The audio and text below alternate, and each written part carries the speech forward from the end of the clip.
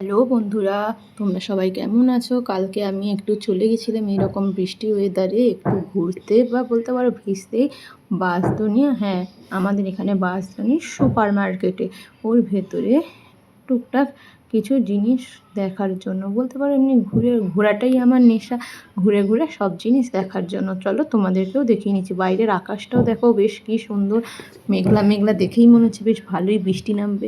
এরকম ওয়েদারটা কি সুন্দর, কি রোম্যান্টিক না ওয়েদারটা। এরকম ওয়েদারে বেশ আমার ঘুরতে তো ভালো লাগে। তোমাদের কেমন লাগে প্লিজ কমেন্টে জানিও।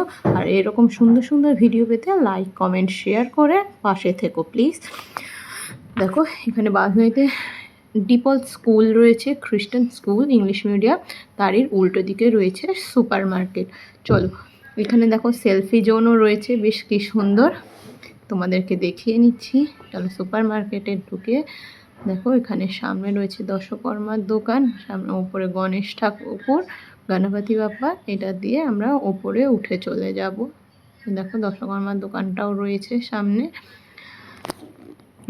আর এখানে দেখো সাথে রয়েছে কিছু জুয়েলারি কালেকশনস, বাচ্চাদের জন্য খেলনা।